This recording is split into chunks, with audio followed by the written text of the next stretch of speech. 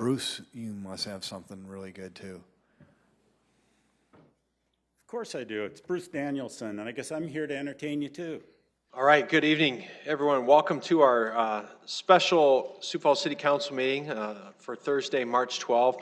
I want to thank the councilors. I can't believe we have 5 here and we have 2 on the line. So we have 7 of 8 who dropped everything at a moment's notice to come and do this. So really, really appreciate the Sioux Falls City Council making time for this somewhat unprecedented meeting that we're going to have tonight to pass a very important ordinance that will help us move some important business forward in the city right now. So to start the evening, we'll go ahead and take our roll. Council members Erickson. Here. Kiley. Here. Heitzert. Here. Selberg. Here. Sale. Here. Starr. Here. Staley. Brecky. Here. All right, if you'd join me and rise, we'll say the Pledge of Allegiance, please. I pledge allegiance to the flag of the United States of America and to the republic for which it stands, one nation, under God, indivisible, with liberty and justice for all.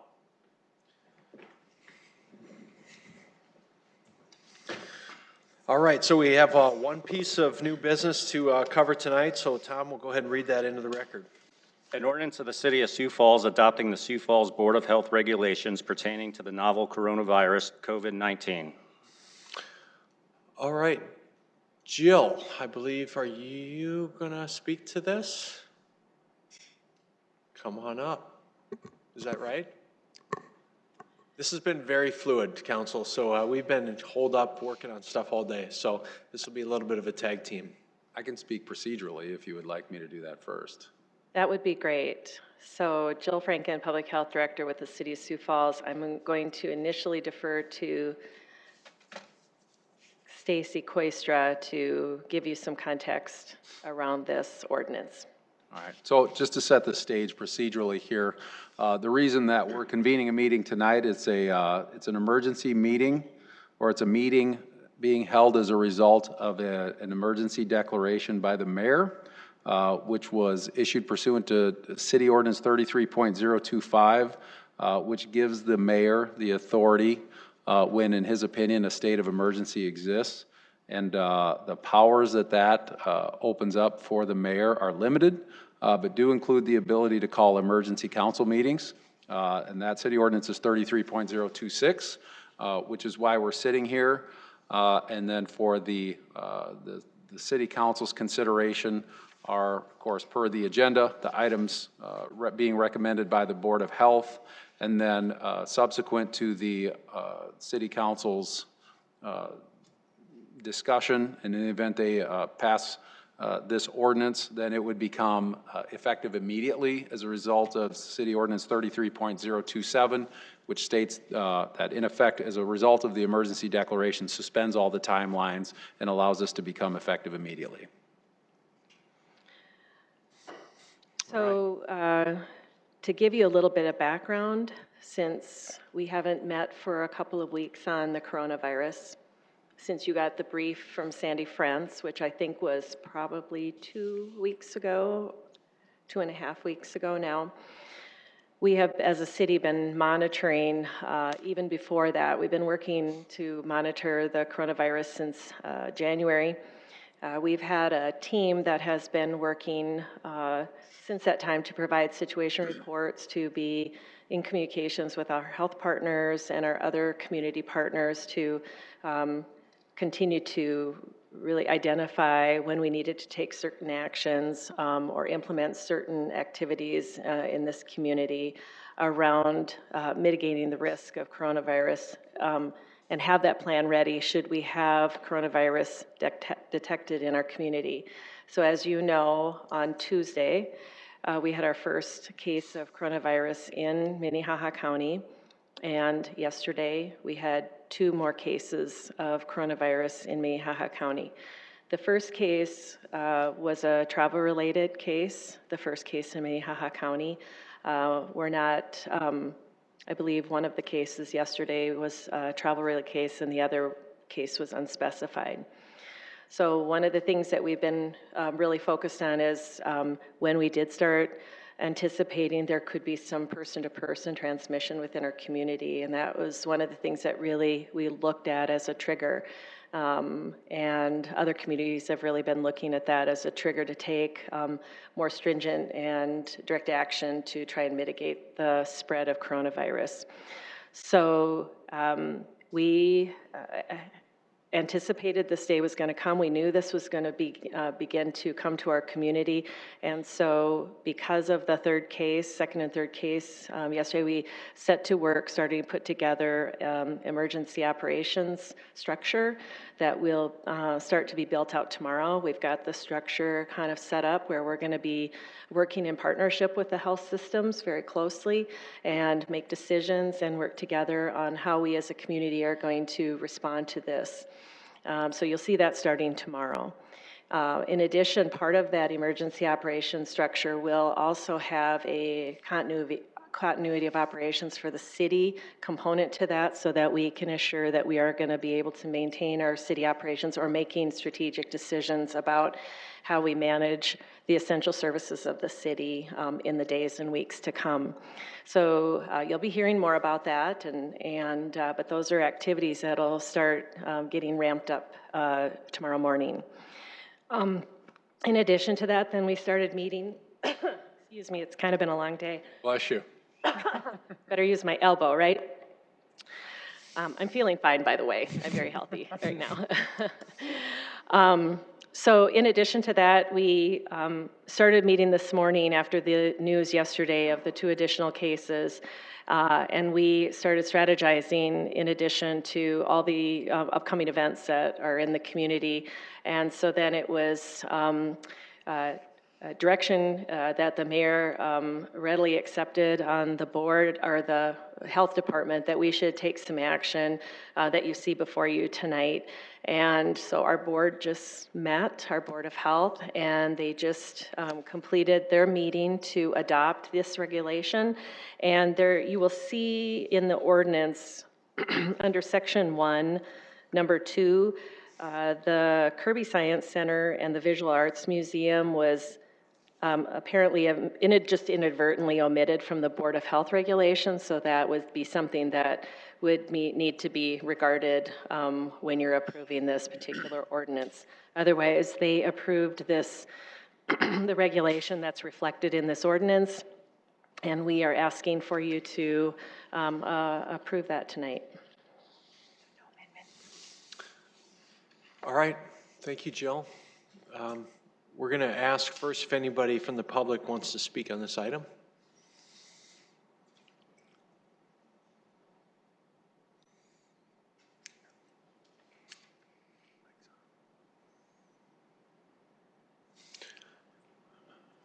Come on up. Bruce Danielson. I've been following the news of all the virus talk going back quite a while. And you knew it had to come here eventually. Anybody who's ever studied the Spanish flu that actually started in Kansas knows that pandemics are a big thing. I've been concerned about the hysteria that's gone on. We haven't had any leadership from Washington on this whole issue. We've had, I think, belated leadership coming from state officials. And now we're at a situation where I feel like we're in an Orwellian nightmare right now of having to call emergency sessions that are essentially left in our charter and in our laws as martial law, and that we're going to now start clamping down on things. I don't understand this instant panic we're going through, and I hope I'm not wrong, but it's starting to really bother me that having just been to the grocery store to just get my weekly groceries and seeing that every grocery cart at Costco is being used and people are being very impolite, and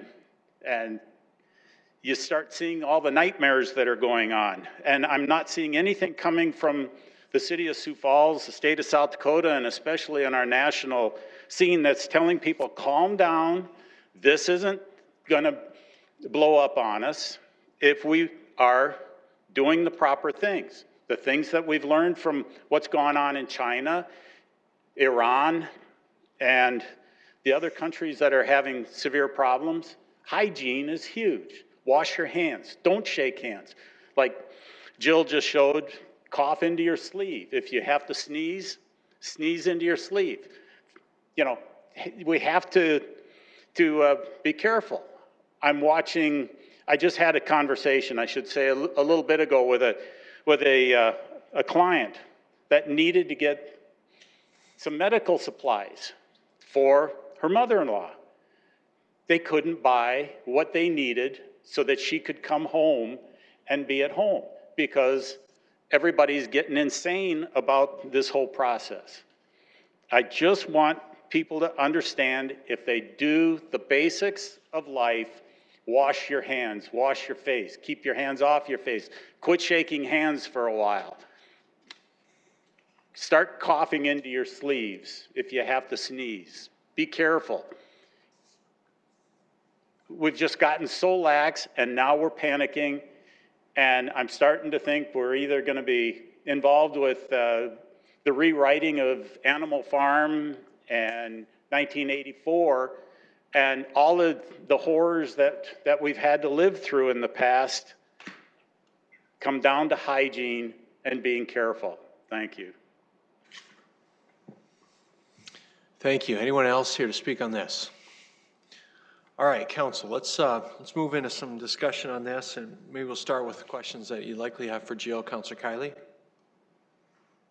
Thank you very much. Number one, I think the implementation of this ordinance is very sound, and there's a lot of wisdom behind it. I mean, it was just referred to as Orwellian and a martial state. What's the acceptable number of cases before we act as a city? What's the acceptable number of deaths that occurs before we act? Is it 10, 20, 200, 2,000, 20,000? In 1918, we did have a pandemic, influenza pandemic. And not just thousands of people died then, but millions of people died at that point. This particular virus is exhibiting traits that go beyond the normal seasonal influenza that we experience from year to year. It appears to have characteristics that it's more contagious. It's even one of our top health officials in the country indicated that it's 10 times more deadly, and that was a conservative estimate. He actually reduced it from what the World Health Organization considers it to be in terms of fatality rate.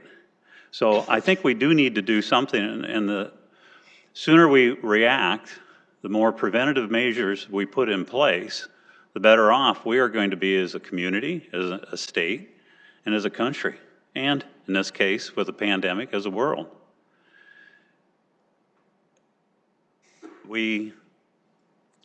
I think we really have no other choice, and it is true that in some cases, people are overreacting in terms of how they're conducting themselves with healthy people wearing masks and depriving people who need them of the masks. But again, we have a number of individuals among us that that are immunosuppressed for various reasons, and so it's the responsible thing to do. So really, it was more of a statement than a question, and I don't mean to spread panic. That's certainly not my intention.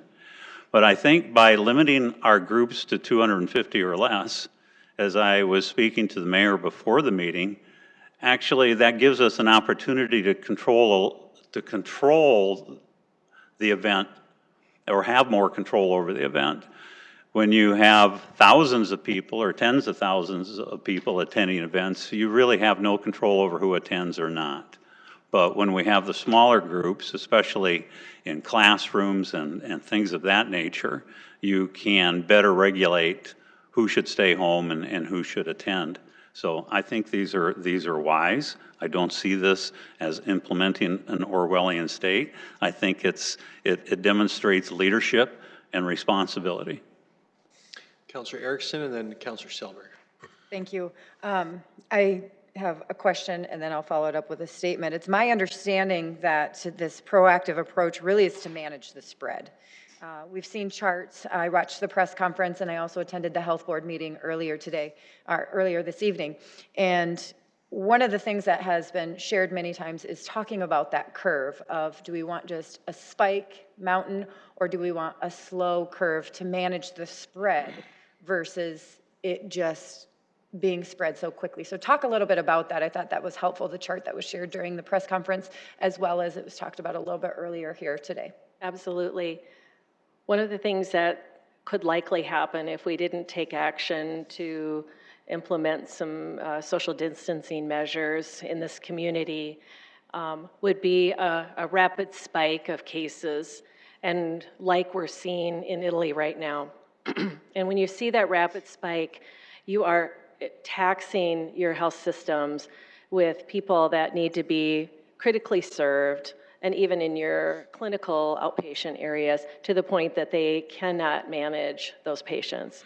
And so if you can put in measures in your community to flatten that out and over a longer period of time, it allows the health systems to be able to meet the demand with the capacity that they have. And that's one of the major, objectives here that we are trying to accomplish. The other is that it truly is, there are high-risk populations that are very at risk with this coronavirus.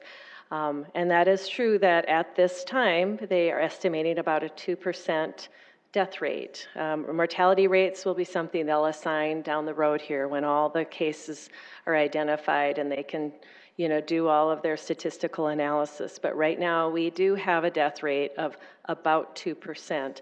And so that is much higher than your seasonal influenza. And so we do have an opportunity right now to also reduce the risk to those high-risk populations and make sure that we're trying to protect them as much as possible. Not just with these actions, but also the actions of using good respiratory hygiene.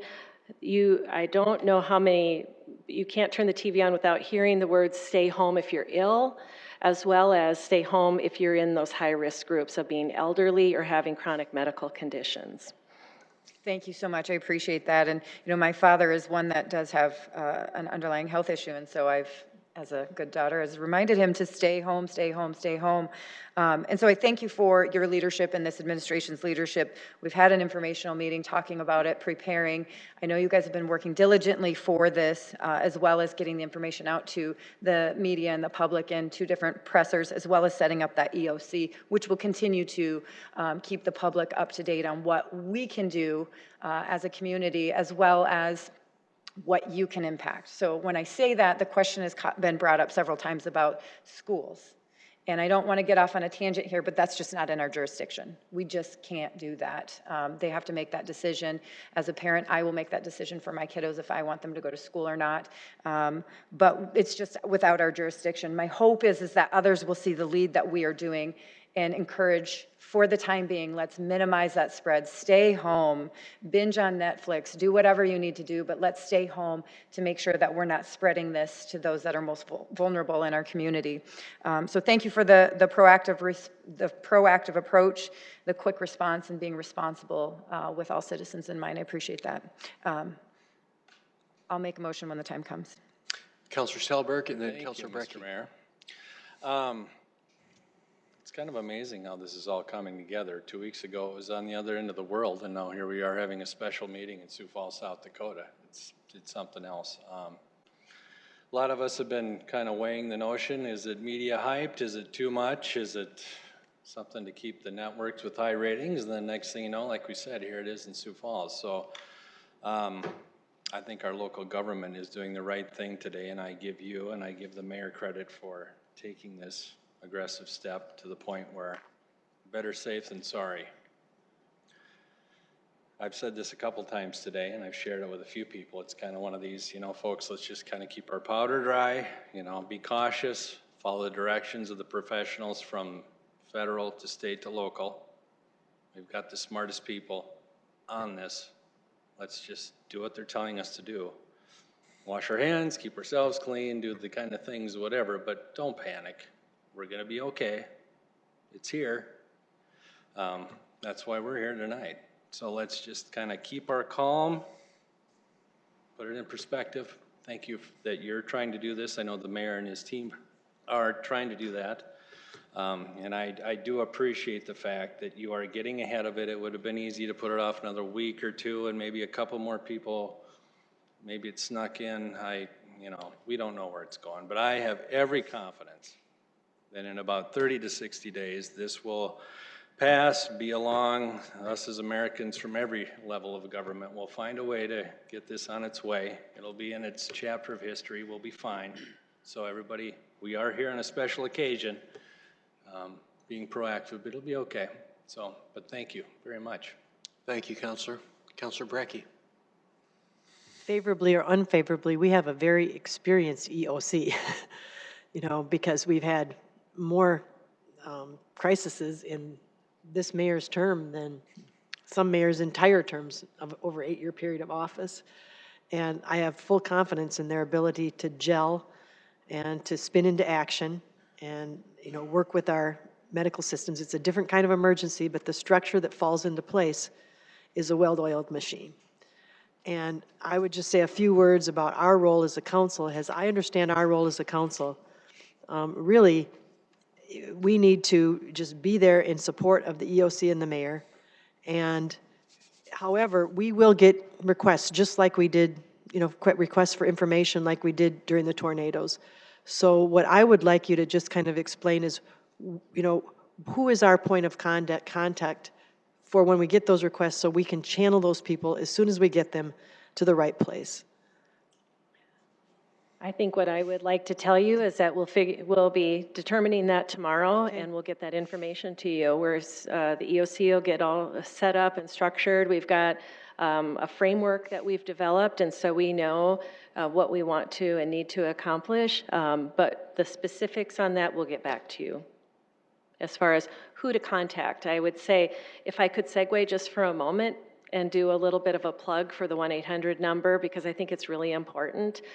So in addition to getting that contact information to you, Counselor, I just want to remind everybody that if they have questions or concerns about various aspects of being tested, whether or not they should be tested, there's a 1-800 number for the state, and that is 1-800-997-2880.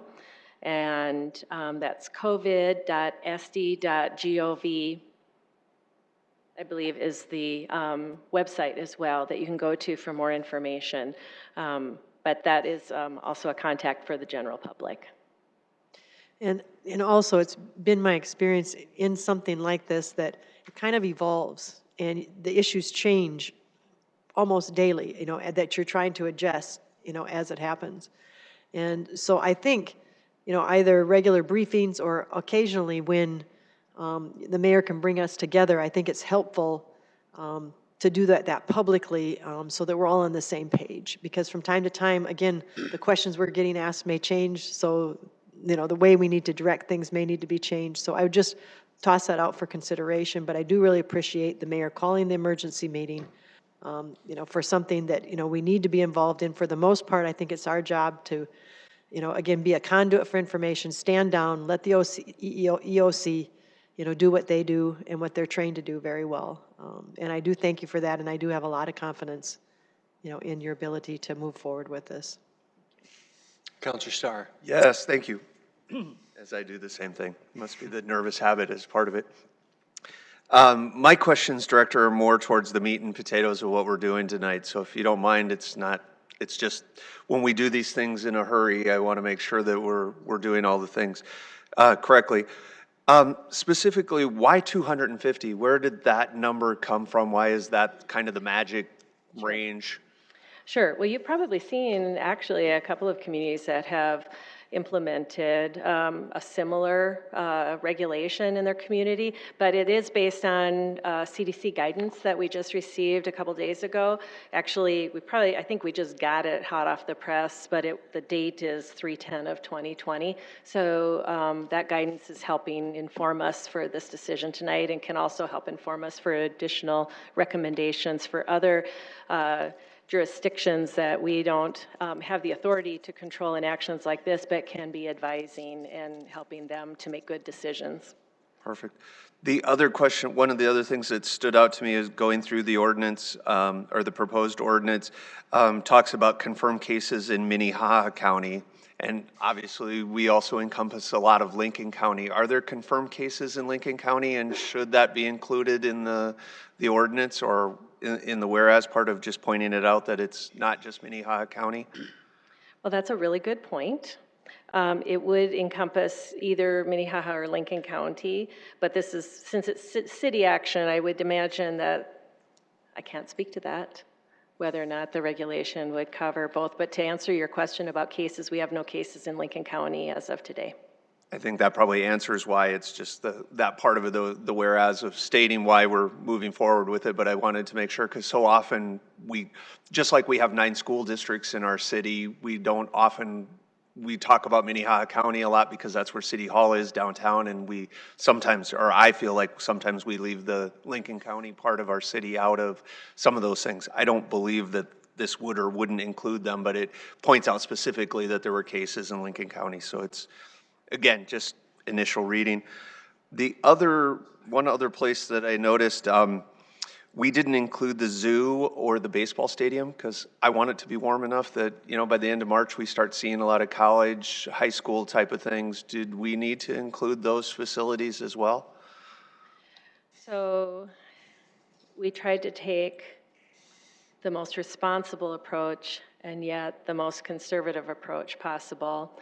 And when you look at the ability to socially distance yourself in outdoor venues, it's a little bit easier to do. Now, with the exceptions of things like St. Patrick's Day Parade and others where you're really getting a lot of people into tight outdoor spaces, but where you have the opportunity to have people out and about and the staff of the zoo really working to keep people kind of distancing themselves and not having those kinds of opportunities for people to congregate really tightly together. We decided to take this approach, but there is opportunity within this regulation to take further action as we deem necessary into the future.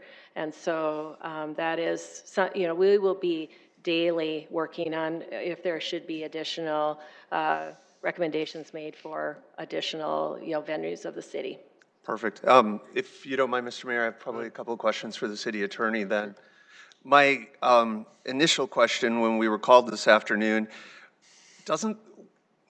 help me. I would think that the mayor has the ability to do this without this ordinance. Or where did you feel that he didn't have the authority to do this without a special ordinance? The mayor does not have the ability to do this without an ordinance. It's required to go through the council because what occurs when the mayor makes that emergency declaration is that it triggers those additional powers, which would include the ability to bring this to the council timely. So there are certain things administratively that the mayor can do, but this would stray outside of that and into the council realm.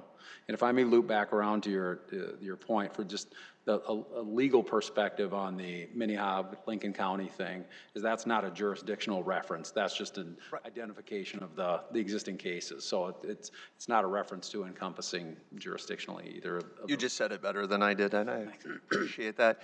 The other question, I didn't get it pulled up, but I always am interested in the penalty that's associated with this, and so it's section 10.999. Tell me what that penalty is, because I just haven't been able to pull it up. That would be a Class 2 misdemeanor. Okay. Thank you, that's all I had. I'm going to actually, Jill, you can come on up. I'm going to see if Counselor Neitzer or Counselor Sale on the phone, if you have any comment you want to make on this or questions. This is Kurt Sale, and I'm just enthralled by the discussion. I will just listen. Thank you. All right. Thank you, Counselor. Counselor Neitzer, do you have any questions or comments to share? Just that the administration has my full support and confidence. Thank you. All right, thank you. Counselor Kiley, did you want to have the floor again? You had your... Yes, please.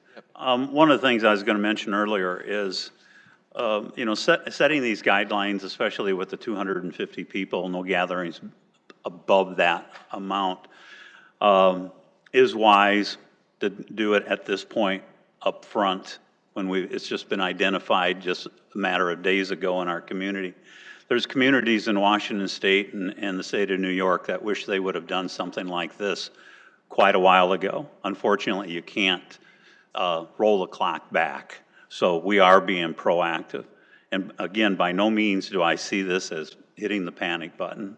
I mean, we need to get in front of this so that we can control it. And for instance, and we're having our business here today. And I myself, our group, we have a group of individuals with the South Dakota Safety Council instructors. There's approximately 50 that'll be meeting this weekend for a professional development workshop that I'm conducting. And when the first cases came out, I sent out an email to all of our members just stating that if you currently are ill, have any type of illness, or if you have any underlying issues that increase your risk, then to stay home. And the rest of us would avoid handshaking and close contact. We would try to socially distance ourselves. We've requested additional tables so we can spread out further. So I think they're just common sense, kind of logical things that we'll implement there that'll help decrease the spread. And it also illustrates that you can still continue to conduct business, but you are doing it and you're aware of the, I guess, the potentials if you do not act accordingly. So I don't see this as hitting the panic button at all. And again, I offer my full support. Thank you. Thank you, Counselor Kiley. Jill, you had some additional thoughts. So if I could, this is an unusual circumstance to call a meeting like this, and so if I might, I just have to tell you that it was an incredible afternoon of the city leadership that came together around this. We worked extremely hard all afternoon, and I have to thank Mayor Paul for his leadership, Mayor Tenhaken, sorry, for his leadership during this as well. And then I also have to thank the health systems. They dropped everything, their leadership, and came at a moment's notice to talk through how we could set up the EOC structure to include them. And then lastly, I have to thank our Board of Health. We called them, I think it was an hour and a half before the meetings, maybe an hour before the meeting started, and they were able to come and have a quorum and conduct a meeting. So I just wanted to publicly thank them as well. Thank you all too for coming at short notice and doing this business tonight. All right, thanks, Jill. Mr. Mayor, I'll make a motion to approve. Second. Mr. Mayor, and I have one correction. All right, motion to approve it by Counselor Erickson, seconded by Counselor Kiley. I'd like to make an amendment. The sixth whereas, it says an emergency meeting on March 12th, 2019. I would like to make a motion to say March 12th, 2020. All right, do we have a second for that? All right, great catch. Let's go ahead and vote on that amendment. Council members Erickson? Yes. Kiley? Yes. Neitzer? Yes. Selberg? Yes. Sale? Yes. Starr? Yes. Brecky? Yes. All right, that passes 7-0, so we're on to back to the amended main motion. Any final discussion on this item, Council? Mr. Mayor. Counselor Starr? The one thing I do want to say, I heard it several times today, people saying, why the hurry, why the emergency, what's different than the flu? There's been several of us that suffered from influenza this season. This is totally different. I think Counselor Kiley did a nice job and Director Franken did a nice job of explaining the difference with this strain and the speed that it affects people and how it affects people and being able to take that chance. There is a huge difference from influenza and the coronavirus that we're talking about tonight. And to get ahead of it is so vital, and to take the little bit of time to understand this isn't influenza. Right. Thank you, Counselor. Thank you. All right, seeing no further discussion. Any further discussion on the phone? All right, we'll go ahead and call a vote on this, please. Council members Erickson, Yes. Kylie, Yes. Neitzer, Yes. Selberg, Yes. Sale, Yes. Starr, Yes. Brecky. Yes. All right, that item passes 7-0. Before we adjourn, I'm going to use a point of privilege and thank Jill, Alicia, Dr. Tingley, Bill, Sean, Karen Leonard, did a lot of work on this afternoon. You have a great team of city leaders working for you, citizens, so just know that. You got great people at City Hall it was a good day for public health in our city, so thanks for all your work on that. So I just would ask for a motion to adjourn. Move to adjourn. All right. Second? Motion by Starr and seconded by Kylie on that. All in favor say yes. Yes. Opposed? All right, we're adjourned.